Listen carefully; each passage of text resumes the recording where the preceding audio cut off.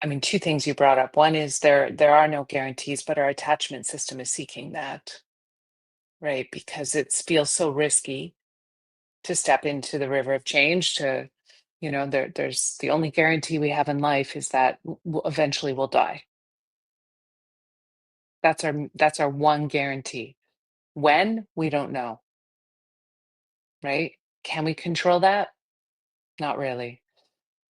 And there's not even a guarantee that we'll be born, right? So that's why kind of like us coming into the world as a human being through the portal of birth and making it here is also very miraculous, so that we get to be here, for whatever reason we got to incarnate in this time in this body through these experiences and have the experience of being human and the spectrum of what that is, which is incredible, and yet have to walk with trust or with faith through all of these experiences that have, for the most part, a lot of struggle, a lot of suffering to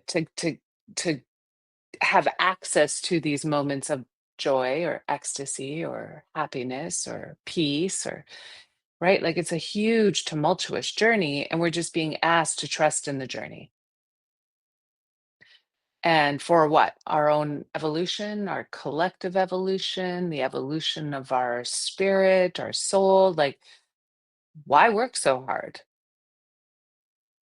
This is a really big question. Like, why work so hard? And and it's like the struggle and the suffering that's pretty much been the constant through the entire human story. It's not going away. Is that struggle or is that suffering actually the energy or the thing that mobilizes us towards our own evolution? If we didn't have the struggle, would the system be mobilized to be doing the works that we're doing? And then it bears the question. So all this to say about trust is, are we trusting in that process, the process of one's own evolution, the process of the collective evolution, the process of whatever it means to be human, to be alive, right? Are we trusting in that? And then it bears the question, for what purpose? Why does it matter that we evolve?